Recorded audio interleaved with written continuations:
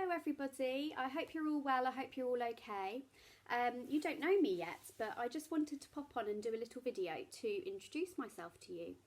My name is Miss Floyd and I'm really excited to be joining the team at Millrise in September.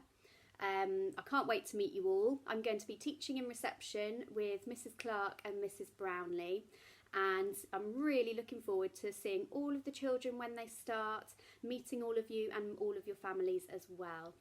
So I can't be with you just yet, but in the meantime, make yourselves comfortable because I'm going to read you a little story.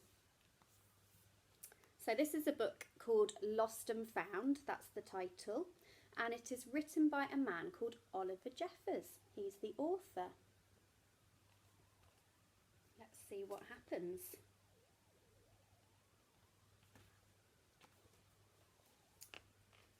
Once there was a boy, and one day he found a penguin at his door. It's a bit strange, isn't it? The boy didn't know where it had come from, but it began to follow him everywhere. The penguin looked sad, and the boy thought it must be lost.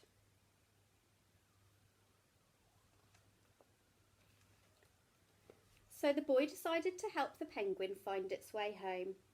He checked in the lost and found office, but no one was missing a penguin. He asked some birds if they knew where the penguin came from, but they ignored him. Some birds are like that.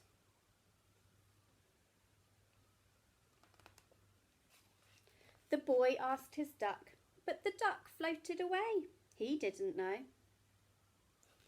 That night, the boy couldn't sleep for disappointment. He wanted to help the penguin, but he didn't know how.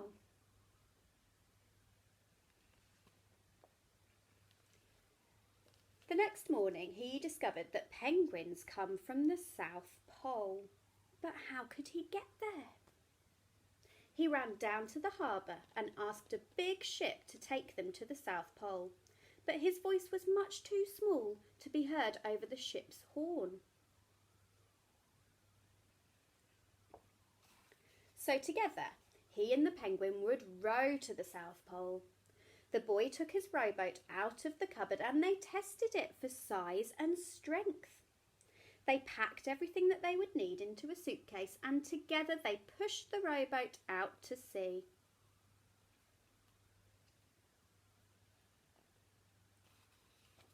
They rowed south for many days and many nights, with the boy telling stories all the way. The penguin listened to everything that the boy said.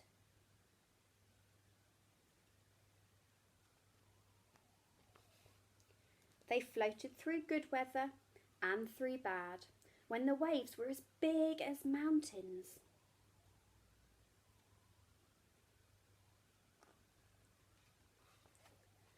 Until they came to the South Pole.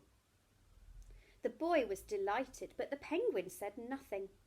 Suddenly it looked sad again as the boy helped it out of the boat. There's a little sign here that says, "Welcome to the South Pole." I wonder why the penguin's feeling sad again.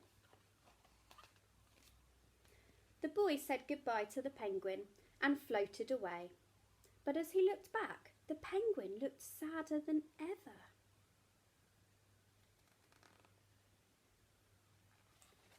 It felt strange to be on his own. And the more he thought, the more he realised he was making a big mistake. The penguin wasn't lost, he was just lonely. Quickly, he turned the boat around and headed back to the South Pole as fast as he could. At last he reached the pole again, but where was the penguin?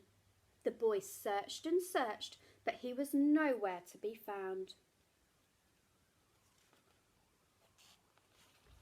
Sadly, the boy set off for home. There was no point telling stories because there was no one to listen, except for the wind and the waves. But then the boy saw something in the water ahead of him. Closer and closer he got until he could see the penguin. floating along in his umbrella. And so the boy and his friend went home together, talking of wonderful things all along the way. And that's the end.